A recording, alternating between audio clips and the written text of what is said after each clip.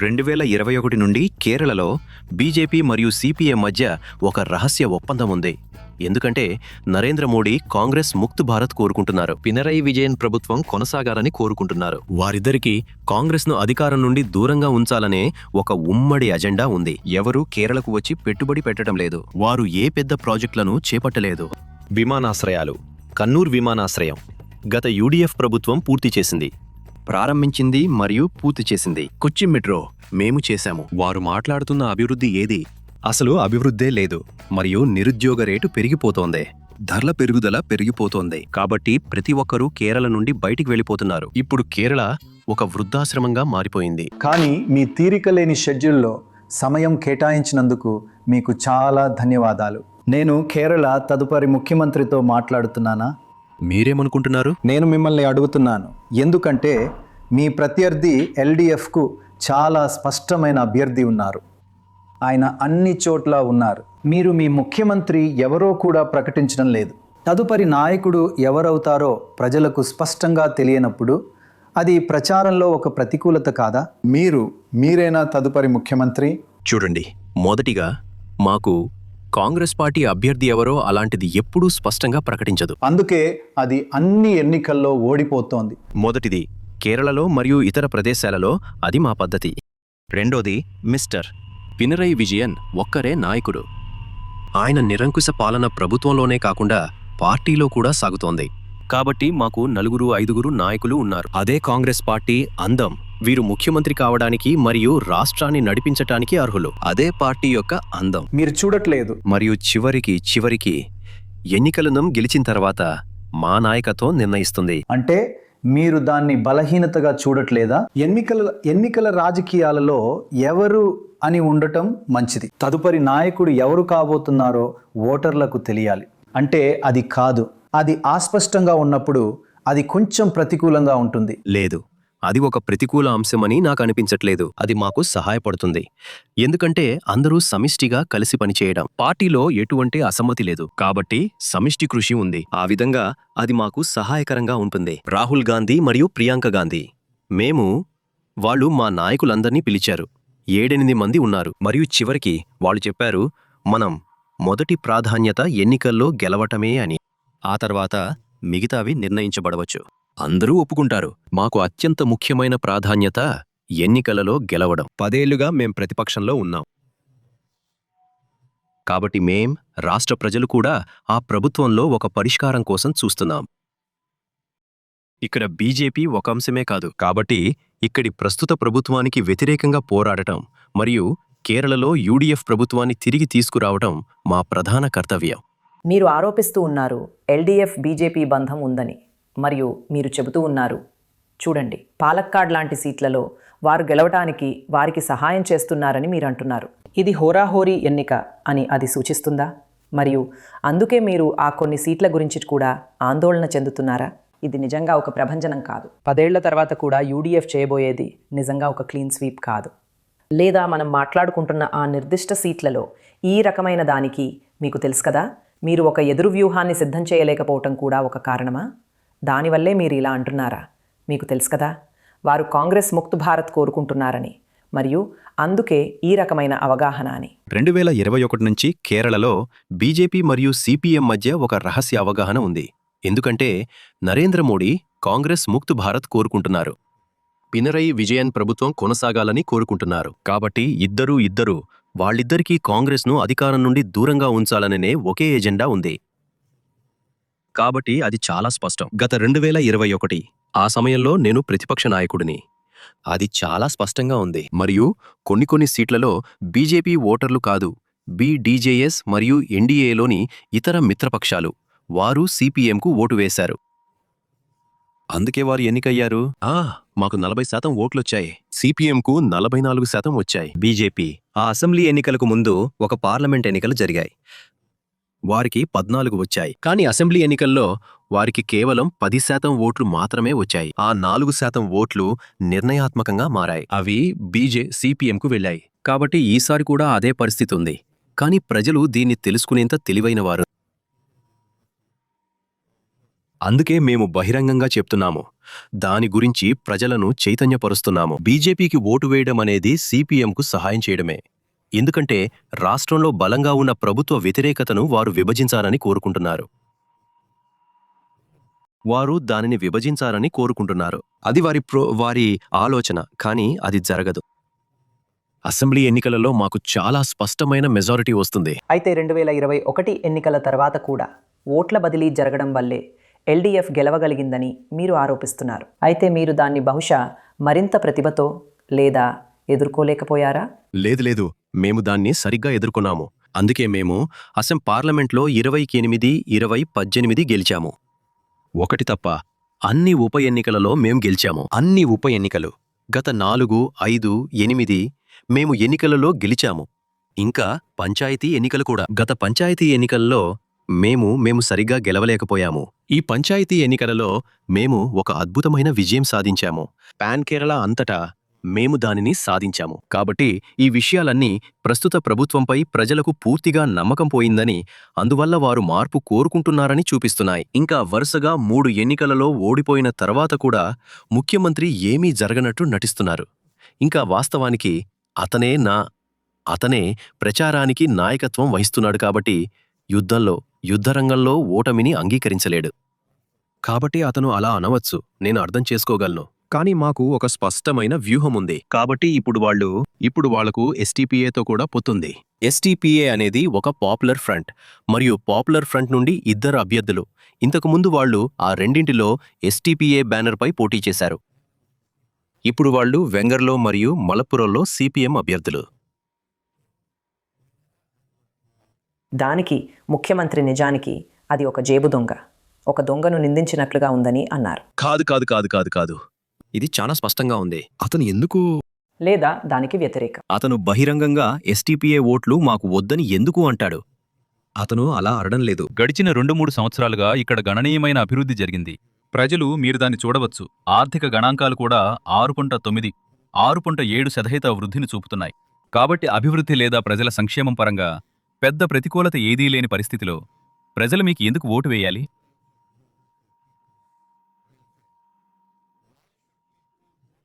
స్థానిక అసెంబ్లీ ఎన్నికలలో సిపిఎం గత 4-5 సంవత్సరాలుగా 43% కంటే తగ్గలేదు. అవును, మీరు అసెంబ్లీ ఎన్నికలలో 43% దాటలేదు. మీరు జనరల్ ఎన్నికల్లో దాటవచ్చు. అయితే మిమ్మల్ని సమర్థించడానికి ప్రజలను ఏది నడిపిస్తోంది? చూడండి, కేరళలో అభివృద్ధి లేదు. మా విదేశీ ప్రత్యక్ష పెట్టుబడి కేవలం 300 కోట్లు మాత్రమే. మీరు ఇతర పొరుగు రాష్ట్రాలైన తమిళనాడు, కర్ణాటక, మహారాష్ట్ర, ఆంధ్రలతో పోల్చండి.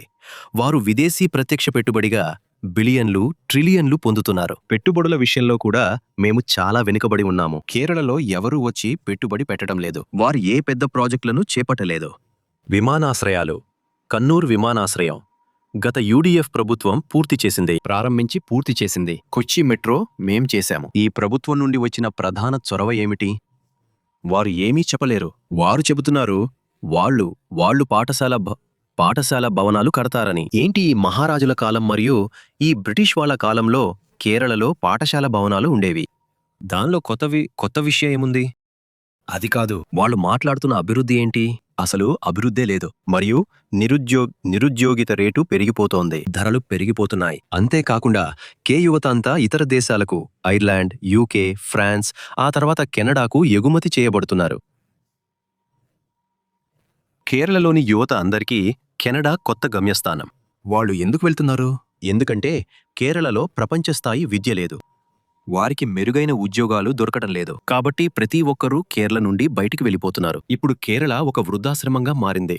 కాబట్టి మేము ఎదుర్కొంటున్న ప్రధాన సమస్య ఇదే. యువకులందరూ బయటికి వెళ్ళిపోతున్నారు. ఎందుకంటే వారికి ఉపాధి కల్పించే ప్రాజెక్టులు ఏవీ లేవు. మీరు మద్దతిస్తున్న 4 స్వతంత్ర ఎమ్మెల్యేలు ఉన్నారు. వారు సిపిఎం పార్టీని విడిచిపెట్టారు. ఇప్పుడు ఒకవేళ వారు గెలిచి యూడీఎఫ్ మరియు ఎల్డీఎఫ్లు ఒక నాటకీయ ముగింపు కోసం సమంగా నిలిస్తే వారు మిమ్మల్ని వదిలిపెట్టి తిరిగి సిపిఎంకి వెళ్లరని మీరు ఎంత ఖచ్చితంగా చెప్పగలరు? లేదు, కేరళలో అయితే ఆయారాం గయారాంలు చెల్లవు. అది కేరళలో సహాయపడదు. ఈ 4 ముఖ్యమైన నాయకులు సిపిఎంలో ఎందుకు తిరుగుబాటు చేశారు? అది ఒక ప్రధాన సమస్య. ఇది గతంలో ఎప్పుడూ జరగలేదు. ఎన్నికల తర్వాత సిపిఎం నుండి ఎవరూ తిరుగుబాటు చేయరు. దానర్థం సిపిఎంలో ఏదో కుళ్ళిపోయింది. కేరళలో ఇది ఎప్పుడూ జరగలేదు. ఎందుకంటే ఇక్కడి పార్టీ కార్యదర్శి తన భార్యకు సీటిస్తున్నారు. ముఖ్యమంత్రి తన అల్లుణ్ణి ప్రోత్సహిస్తున్నారు. ఇంకా ఇతర చోట్ల కూడా అభ్యర్థుల ఎంపికతో మరియు సిపిఎం పనిచేస్తున్న తీరుతో ప్రజలు సంతోషంగా లేరు. అందుకే కేరళ రాష్ట్రంలో ఈ తిరుగుబాటు జరుగుతోంది. తప్పకుండా వారిలో కొందరు గెలుస్తారు. ఖచ్చితంగా వారు గెలుస్తారు మరియు వారు మనలో ఒక భాగమవుతారు. కాబట్టి మీరు మీ ప్రధాన ఎన్నికల ప్రచారాలలో ఒకటి ఈ పుకారు మరియు బీజేపీ మరియు ఎల్డీఎఫ్ కలిసిపోతున్నాయని చెప్పేది ఒకటి. వాస్తవాలు లేవు. కానీ మీరు వాస్తవాలను చూస్తే మీకు క్రైస్తవులు మరియు ముస్లింలలో స్పష్టమైన ఆధిక్యం ఉంది. కాని హిందువులలో మీకు స్పష్టమైన ఓటమి ఉంది. హిందువులు ఎల్డీఎఫ్ మరియు హిందువులు బీజేపీ మద్దతుదారులు. అదే ప్రధాన పోటీ. బీజేపీ ఎల్డీఎఫ్ నుండి హిందువులను లాక్కోవడానికి ప్రయత్నిస్తోంది.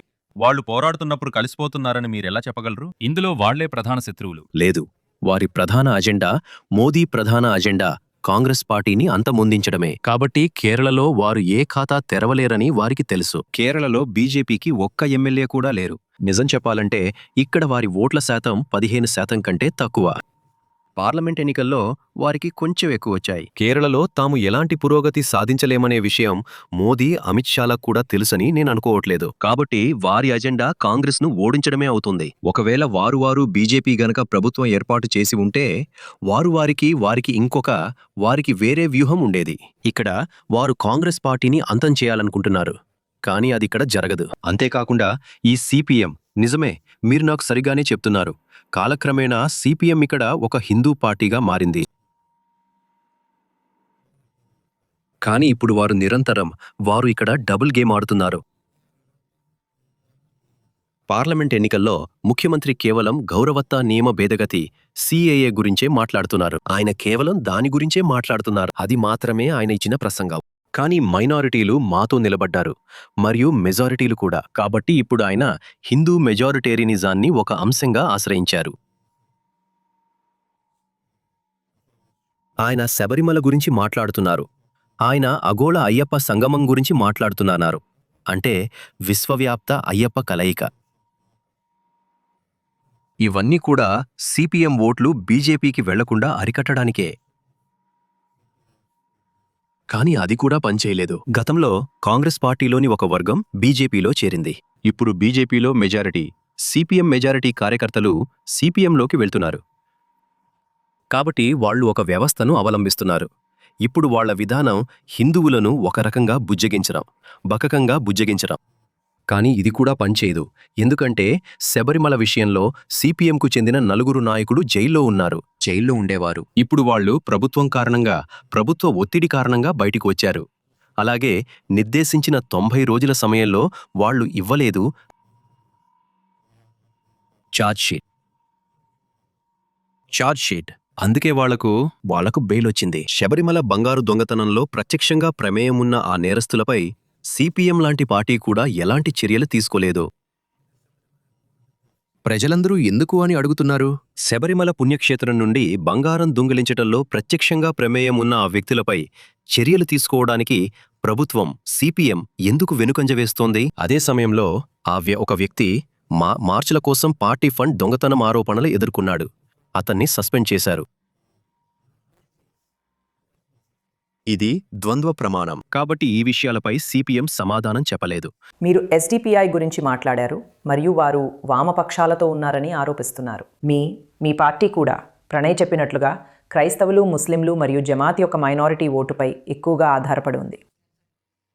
మీ ముస్లిం ఓటర్లను ఏకీకృతం చేయడానికి మీరు అలాంటి శక్తులను చేరుకుంటున్నారని చెబుతూ మళ్లీ విమర్శ మీ పైకి వస్తుంది. ఇక్కడ 2 విషయాలు ఉన్నాయి.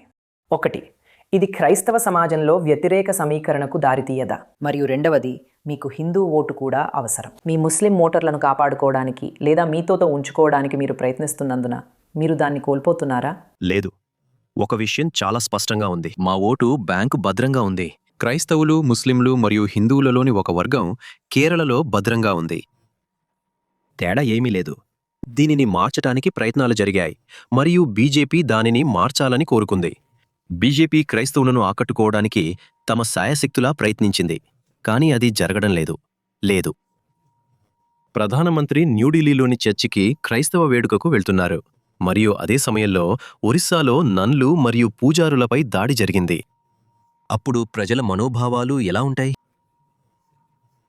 ఈరోజు ఫారిన్ కంట్రిబ్యూషన్ చట్టాన్ని కేంద్ర ప్రభుత్వం సవరించబోతోంది. ఈ వార్త వస్తోంది. అది కూడా కేరళలో ఒక ప్రధాన సమస్య. క్రిస్టియన్ బిషప్లు మరియు వారి సంస్థలకు వారికి విదేశీ డబ్బు అందవచ్చు.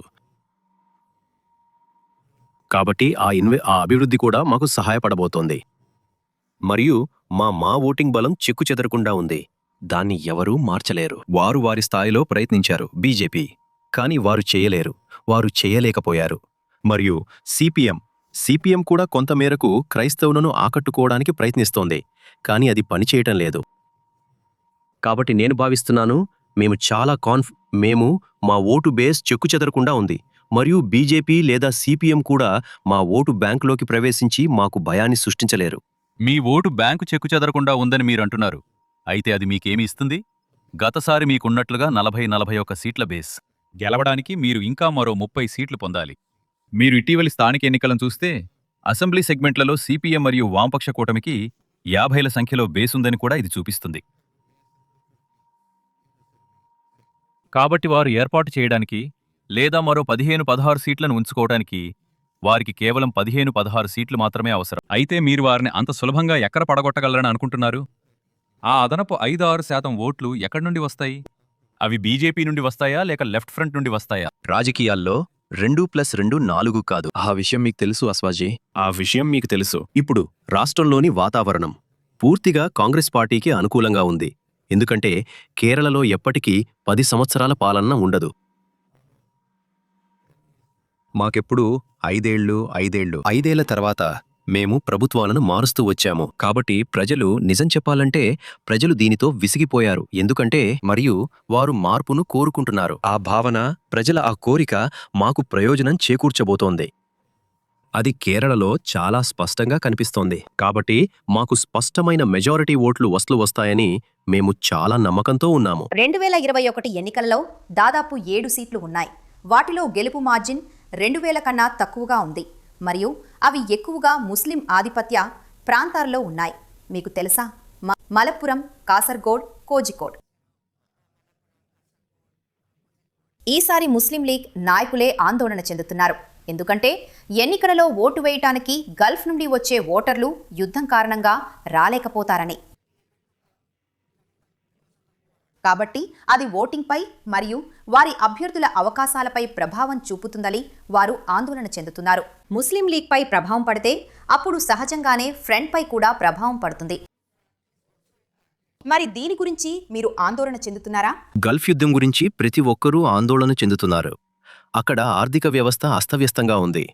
ఈరోజు గ్యాస్ లేనందున మాకు 2-3 హోటళ్ల నుండి భోజనం దొరకడం లేదు. తర్వాత మేము ఒక చిన్న హోటల్కు వెళ్లి భోజనం తెచ్చుకున్నాము. అంటే అక్కడ వాళ్ళు ఎలాగోలా గ్యాస్ సంపాదించగలిగారు. కాబట్టి ఇది ప్రభావం చూపుతోంది. కేరళ ఆర్థిక వ్యవస్థపై పూర్తిగా ప్రభావం చూపుతోంది. అయితే కొంతమంది వచ్చి ఓటు వేయాలనుకున్నారు. వారు రాలేకపోతున్నారు. వారు ప్రయాణం చేయలేకపోతున్నారు. ఇప్పుడు సరైన రవాణా సౌకర్యాలు లేవు. విమానాలు నడవడం లేదు. కాబట్టి మేము దాన్ని ఎదుర్కొంటున్నాము. మరియు ఇది ప్రభావం మాపై కొంతవరకు ప్రభావం చూపుతోంది. అయితే ఓటింగ్ కూడా కొంతమంది చార్టర్ ఫ్లైట్స్ పెట్టాలని కూడా ప్లాన్ చేస్తున్నారు. ఈసారి అది జరుగుతుందా?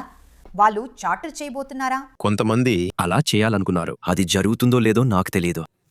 కొంతమంది అలా ప్లాన్ చేస్తున్నారు. కాబట్టి లోక్సభ ఎన్నికలలో మీ విజయానికి నేను మీకు అభినందనలు చెప్పాలి. Clear sweep. కానీ లోక్సభకి అసెంబ్లీకి మధ్య చాలా పెద్ద తేడా ఉంది. ఆ విషయంలో మీ ఓట్లు ఎప్పుడూ తగ్గిపోతాయి. కానీ అప్పుడు మీరు మళ్ళీ అభినందనలు. మీరు అత్యంత బాగా రాణించిన స్థానిక సంస్థల ఎన్నికలను ప్రస్తావించవచ్చు. కానీ సమస్య ఏమిటంటే మీరు డేటాను చూస్తే మీరు స్థానిక సంస్థల ఎన్నికలలో 5% ఆధిక్యంతో ముందంజలో ఉన్నారు. కానీ చారిత్రాత్మకంగా మీరు గత కొన్ని ఎన్నికలను చూస్తే స్థానిక సంస్థల ఎన్నికల తర్వాత 6 నెలలకు అసెంబ్లీ ఎన్నికలు జరిగినప్పుడు సిపిఎం 6% పెరుగుతుంది మరియు మీరు స్థానిక సంస్థల నుండి అసెంబ్లీలకు 2% పెరుగుతారు. కాబట్టి వారు నికరంగా 4% పెరిగారు. కాబట్టి మీరు 5% తేడాతో గెలిచారు. కానీ వారు 4% పెరగబోతున్నారు. కాబట్టి ఇది 1% తేడా. ఇది మీకు చాలా చాలా ప్రమాదకరం. లేదు, కేరళ ఎప్పుడూ అంతే, 1% 2%. కోవిడ్ కారణంగా ఏదేమైనా మీరు 1% తగ్గవచ్చు. లేదు, ఎప్పుడూ 1% 2%తోనే గెలవడం, ఓడిపోవడం. అది ఎప్పుడూ అంతే. మరియు గతసారి అది 4% అవడానికి కారణం కోవిడ్ పరిస్థితి. కాబట్టి ఇది ఒక నియంత్రిత ఎన్నిక. ఐదుగురి కంటే ఎక్కువ మంది వారి ఇంటి నుండి బయటికి వెళ్లలేరు, ప్రచారం కూడా చేయలేరు. అయితే తప్ప మేము క్యాడర్ పార్టీ కాదు, అది మీకు తెలుసు. సిపిఎం మరియు ఆర్ఎస్ఎస్ ఒక క్యాడర్ వ్యవస్థ. వారు అలా చేయగలరు, కానీ మేము క్యాడర్ పార్టీ కాదు. అది మమ్మల్ని చాలా ప్రభావితం చేసింది. గత కోవిడ్ పరిస్థితి మాకు అల్లకల్లోలం సృష్టించింది. మీకు తెలుసు, మీ ప్రచారం ఆలస్యంగా ప్రారంభం కావడం మరియు ఈ గ్యాప్ చాలా తక్కువగా ఉండడంతో ఎల్డీఎఫ్ తన అభ్యర్థులతో చాలా ముందుగానే వచ్చింది. మీకు కొన్ని అంతర్గత సమస్యలు ఉన్నాయి. దాని కారణంగానే మీ ఆలస్యం జరిగింది. ఇది మీరు ఎలాగైనా గెలవాలనుకోవాల్సిన ఈ ఎన్నిక. ఇతర సమయాల కంటే ప్రత్యేకంగా మీరేం మెరుగ్గా చేస్తున్నారు? 1% నుండి 2% అని మీరే స్వయంగా చెప్పారు. మీ విజయాన్ని నిర్ధారించుకోవటానికి మీరిస్తున్న ప్రత్యేకమైన ప్రోత్సాహం ఏమిటి? ఎందుకంటే ఈ విజయం కాంగ్రెస్కు చాలా ముఖ్యం. కేవలం కేరళలో 10 ఏళ్లు అధికారంలో లేనందువల్ల మాత్రమే కాదు, దేశవ్యాప్తంగా మీరు కోల్పోతున్న ప్రాబల్యం కారణంగా కూడా. కేరళ ఎన్నికలు భారతదేశంలోని కాంగ్రెస్ పార్టీకి ఖచ్చితంగా దారి చూపుతాయి. ఖచ్చితంగా మీరు సరిగ్గా చెప్పినట్లుగా రాబోయే రోజుల్లో మోదీకి వ్యతిరేకంగా పోరాటానికి అది మాకు సహాయపడుతుంది. అది నిజం. చూడండి, మాకు అంతర్గత సమస్య ఉందని మీరు చెప్పడం సరికాదు. భారతదేశంలో ఏ సమస్య లేదు. లేదు, ఇక్కడ కేరళలో రెబల్ అభ్యర్థులు లేరు. కానీ సిపిఎంలో 4-5 నిలబడి ఉన్నట్లు మీరు చూడవచ్చు. మరియు భాగస్వాముల మధ్య, యూడీఎఫ్ భాగస్వాముల మధ్య మా సీట్ల పంపకం చాలా సజావుగా జరిగింది. సమస్య ఉందని ఒక్క వార్త కూడా రాలేదు. మీ ఎంపీలు పోటీ చేయాలనుకున్నారు. రెండవ భాగం, సమయం. అదే యూడీఎఫ్ చెక్కు చెదరకుండా ఉంది. కొంతమంది ఎంపీలు పోటీ చేయాలనుకున్నారు, కానీ పార్టీ ఒక నిర్ణయం తీసుకుంది. ఏ ఎంపీలు పోటీ చేయరు, ఎందుకంటే అప్పుడు మరో ఎన్నిక వస్తుంది, తలనొప్పి వస్తుంది, ఖజానాపై ఒత్తిడి పడుతుంది. కాబట్టి మేమనుకున్నాము, మేము దేనిలోనూ పోటీ చేయము. మేము ఎంపీలకు ఏ సీట్లు కేటాయించము. మరియు ఇప్పుడు అంతేకాకుండా సీట్లు నిర్ణయించినప్పుడు అది మేము దానిని ముందే చేశాము. ఎందుకంటే ఎన్నికలు ఇలా ఉంటాయని మేము ఎప్పుడూ అనుకోలేదు. చాలా దురదృష్టకరం. మాకు అస్సలు సమయం లేదు. 2 రోజులు ముస్లింలకు ఈ పండుగ ఈద్ ఉండేది. ఇప్పుడు 5 రోజులు ఈస్టర్ వారం ఉంది. కాబట్టి ప్రచారానికి దాదాపు సమయం లేదు. 6 రోజులు. అది మిమ్మల్ని కొంచెం దెబ్బతీస్తోంది. అవును. లేదు, అది మమ్మల్ని ప్రభావితం చేయడం లేదు. కొత్త అభ్యర్థులందరూ కొద్దిగా ప్రభావితమవుతారు. కానీ ఇంకా సమయం ఉంది. మరియు మా వాళ్ళు క్షేత్రస్థాయిలో ఉన్నారు. పార్టీ అక్కడ పనిచేస్తోంది కదా. అభ్యర్థులు కొత్తవాళ్లు, కానీ పార్టీ అక్కడ పనిచేస్తోంది. ఇతర రాష్ట్రాల్లా కాకుండా మనకిక్కడ పార్టీ వ్యవస్థ ఉంది. పార్టీ పోరాడుతోంది. నేను రాష్ట్రంలోని ఏ ప్రాంతం నుంచైనా పోటీ చేయగలను. పార్టీ ఉంది, పార్టీ చేయగలదు. నేను కొట్టాయం నుండి ఎంపీగా ఉన్నాను. అక్కడ నేను ఎప్పుడూ నివసించలేదు. పార్టీ అక్కడ ఉంది కాబట్టి వాళ్ళెన్నుకుంటారు. వాళ్ళు నన్ను అక్కడి నుండి ఎన్నుకున్నారు. పార్టీ పోరాడుతోంది కాబట్టి దానిలో ఏ పెద్ద సమస్య ఏమీ ఉండదు. కానీ అది బీజేపీ వేసిన ప్లాన్. అస్సాం, పాండిచ్చేరి మరియు కేరళలో మాకు అవకాశాలుంటే వాళ్లు వెంటనే ఎన్నికలు పెట్టారు. మరియు పాండిచ్చేరి, అస్సాం మరియు తమిళనాడుకు వాళ్లకు 2 నెలల సమయం ఇచ్చారు. వైష్ణవ్, కేరళ మరియు తమిళనాడు కూడా. కాబట్టి ఇది మా మీద ప్రయోగించిన ఒక ట్రిక్. అందువల్ల నాయకులు ఇక్కడికి రాలేరు. ఇప్పుడు రాహుల్ గాంధీ 2 రోజులు మాత్రమే రాగలరు. ఇప్పుడు మేము మరో 2 రోజుల కోసం అభ్యర్థిస్తున్నాము. ఆయన దానితో సర్దుకుపోవటానికి ప్రయత్నిస్తున్నారు. కాబట్టి ఇది చేసింది ఎన్నికల కమిషనర్. ఆయన కేరళకు తెలియని వ్యక్తి. ఆయన కేరళ క్యాడర్కు చెందినవారు. ఈద్ ఉందని ఆయనకు తెలుసు. ఇక్కడ ఈ పవిత్ర వారం ఉందని ఆయనకు తెలుసు. అతను అలా చేసి ఉండకూడదు. ఈ విధంగా చేయడానికి అతను బీజేపీ ఒత్తిడికి గురై ఉండవచ్చు. అయినా కూడా మా వాళ్ళు రంగంలో ఉన్నారు. మేము చాలా నమ్మకంతో ఉన్నాము. కాదు, మీకు రంగంలో మనుషులున్నారని మీరంటున్నారు, కానీ సమయం తక్కువగా ఉండటం మరియు ఇతర పార్టీలకు క్యాడర్లు ఉన్నందున వాళ్లు ఓటింగ్ బూతుల వద్ద ఉన్నారు. వాళ్లు తమ ప్రజలను బయటికి తీసుకొచ్చారు. మీరు నాయకులున్న పార్టీ, కాని మీ క్షేత్రస్థాయి బలం మిగతా 2 పార్టీలంత బలంగా లేదు. అయితే ఎన్నికల రోజున అది మీకు నష్టం కలిగిస్తుందా? కాదు, ఎందుకంటే వాసుగారు, కేరళలో మాకు కూడా సెమీ క్యాడర్ వ్యవస్థ ఉంది. ఇతర రాష్ట్రాల్లా కాకుండా ఇక్కడ మాకు సెమీ క్యాడర్ వ్యవస్థ ఉంది. పార్టీ బూత్ స్థాయి వరకు కూడా ఉంది. అందుకే రివిజన్ ఇక్కడ ఒక సమస్యగా మారలేదు. ఎందుకంటే ప్రతి బూత్లో మా కార్యకర్తలు ఉన్నారు. సార్, అది ఇక్కడ సమస్య కాదు. ఇతర రాష్ట్రాలైన యూపీ, ఉత్తరప్రదేశ్, అస్సాంల వలె పూర్తి తొలగింపు కాదు. ఇక్కడ ఇది కేవలం ఒక ప్రో కాదు. ప్రతి చోట మా బూత్ వ్యక్తి ఉంటారు మరియు బూత్ లెవెల్ ఏజెంట్లు బిఎల్ఏ ఉంటారు. కాబట్టి మా బూత్ వ్యక్తి మరియు బిఎల్ఏ చాలా జాగ్రత్తగా ఉంటారు. అందుకే ఎన్నికల కమిషనర్ ఇక్కడ కేరళలో ఏమీ చేయలేరు. అయితే 3Mల యుద్ధంలో ఎవరు గెలుస్తున్నారు? ఎవరో చెప్పినట్లుగా డబ్బు, మీడియా, కండబలం. ఎల్డీఎఫ్ అది యూడీఎఫ్ అని చెప్తోంది. యూడీఎఫ్ అది ఎల్డీఎఫ్ అని చెప్తోంది. బీజేపీ ఎల్డీఎఫ్ మరియు యూడీఎఫ్ అని చెప్తోంది. ఎవరు అగ్రస్థానంలో ఉన్నారు? ఈ మూడు అంశాలు సిపిఎం వద్ద ఉన్నాయి. వారి దగ్గర కావలసినంత డబ్బు ఉంది. వారు పెట్టిన హోర్డింగ్లను మీరు చూడవచ్చు. మేము ఒక పేద పార్టీ. 10 సంవత్సరాలుగా మేము అధికారంలో లేము. 15 సంవత్సరాలుగా ఢిల్లీలో మేము ప్రతిపక్షంలో ఉన్నాము. కాబట్టి సిపిఎం ప్రచారం చేస్తున్న విధానాన్ని చూడండి. ప్రతి చోట ముఖ్యమంత్రి ఫోటో మరియు వారి హోర్డింగ్లు. మాకు హోర్డింగ్లు లేవు. మా దగ్గర డబ్బు లేదు. కానీ ప్రజలు ఈ విషయాలన్నిటినీ మళ్లీ గ్రహిస్తారు. ఎన్నికల ప్రకటనకు ముందే వారు ప్రభుత్వ డబ్బును ఉపయోగిస్తున్నారు. అదే హోర్డింగ్లను పార్టీ హోర్డింగ్లుగా మార్చారు. ఇప్పుడు మీరు ఇదంతా చూడవచ్చు. కానీ దానివల్ల ప్రయోజనం ఉండదు. అంటే మీరు నిజాయితీగా వారు తమ ముఖానికి సున్నం వేసుకోవాలనుకున్నారు. కానీ దానివల్ల అది జరగదు. నిజాయితీగా చెప్పాలంటే మీరు ముస్లిం ఓటు వల్లే అధికారంలో ఉన్నారు. వారు జనాభాలో దాదాపు 30%, 28% ఉన్నారు. వారిలో మీకు భారీ మెజారిటీ వస్తుంది. అయితే మీరు వారికి ముస్లిం లీగ్కు చాలా మంత్రి పదవులు ఇవ్వబోతున్నారా? మరియు మీరు వారిలో ఒకరిని ఉప ముఖ్యమంత్రిని చేయబోతున్నారా? ఈ 2 ప్రశ్నలకు ముస్లిం లీగ్ ఇప్పటికే సమాధానం ఇచ్చింది. వాళ్ళు సమాధానం ఇచ్చారు. ఒకటోది, వాళ్లకుండేవి. గతసారి వాళ్లకు 27 సీట్లు వచ్చాయి. వాళ్ళు రాష్ట్రంలో ఎలాంటి సీట్లలో పెంపు అడగలేదు. ఈసారి కూడా వాళ్లకు 27 వచ్చాయి. వాళ్లకు 5 మంత్రిత్వ శాఖలు వచ్చాయి. మేము కొనసాగించమని చెప్పాము. వారి సుప్రీమో చెప్పారు, మిస్టర్ తంగల్, పాణకాడ్ తంగల్ అంటారు. మేము డిప్యూటీ ముఖ్యమంత్రి పదవిని ఎప్పటికీ డిమాండ్ చేయము.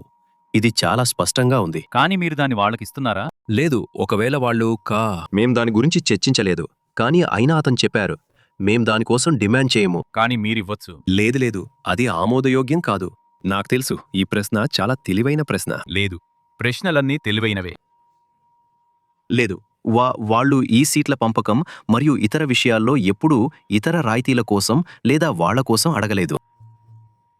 అంటే మీరు చాలా వరకు 10 సంవత్సరాల ఎల్డీఎఫ్ పాలనతో ప్రజలకు వచ్చిన విసుగు మీద ఆధారపడుతున్నట్లు కనిపిస్తోంది. మీరు చెప్తున్నప్పుడు మీకు తెలుసా, మీరు అప్పుల భారం గురించి 6 లక్షల కోట్ల రూపాయల గురించి మాట్లాడుతున్నారు. అదొక అప్పుల ఆర్థిక వ్యవస్థగా మారింది. ఇంకా అలాంటివి. ఎల్డీఎఫ్ మీద వాళ్లకు ఉండొచ్చనే విసుగు తప్ప యూడీఎఫ్కే ఓటు వేయాలని ప్రజలకు చెప్పడానికి మీరిస్తున్న పెద్ద ప్రోత్సాహం ఏంటి? లేదు, మాకు ఒక సానుకూల ఎజెండా ఉంది. మేము కేవలం దుష్పరిపాలన, ప్రభుత్వ వ్యతిరేక మీద మాత్రమే ఆధారపడట్లేదు. అదే సమయంలో మేము ప్రజలతో, ఇక్కడ చూడండి, కాంగ్రెస్ అధికారంలోకి వస్తే మేము ఇది చేస్తామని చెబుతున్నాము. అన్నింటికన్నా ముందు రాహుల్ గాంధీ ద్వారా మేము 5 గ్యారంటీలను ప్రకటించాము. 1, మహిళలందరికీ ఉచిత బస్సు. 2వది, పెన్షన్ 3000కు పెంచబడుతుంది లేదా 25 లక్షలు. Pre insurance coverage. వైద్య బీమా. ప్రతి ఇంటికి వైద్య బీమా కవరేజ్. ఆ తర్వాత యువతకు వడ్డీ లేకుండా 5,000 రూపాయలు, 5 లక్షల రూపాయలు, ఇంకా 1000 రూపాయలు. మహిళలకు, ఆడపీపిల్లలకు ఎవరైతే వెళ్తున్నారో. అది కర్ణాటక, తెలంగాణ మొదలైన చోట్ల పనిచేసింది. కానీ మళ్ళీ అదే విషయం వస్తుంది కదా. ఏ పార్టీ కూడా తీసుకోలేకపోతోంది. మీరు 6 లక్షల కోట్ల అప్పు అంటారు. అయినప్పటికీ దాన్ని సమతుల్యం చేయని ఇలాంటి సంక్షేమ చర్యలను ప్రకటిస్తారు. చూడండి, మేము ప్రకటించిన 5 హామీలను మీరు చూస్తే ఒక్క హామీ మాత్రమే ప్రభుత్వ ఖజానాపై ఎక్కువ ఒత్తిడిని కలుగజేస్తోంది. కానీ మేము సవివరంగా చర్చించాము మరియు ఆ కార్యక్రమాన్ని అమలు చేయటానికి మేము మార్గాన్ని కనుగొంటాము. అది చేయడానికి పెద్దగా సమస్య ఉండదు.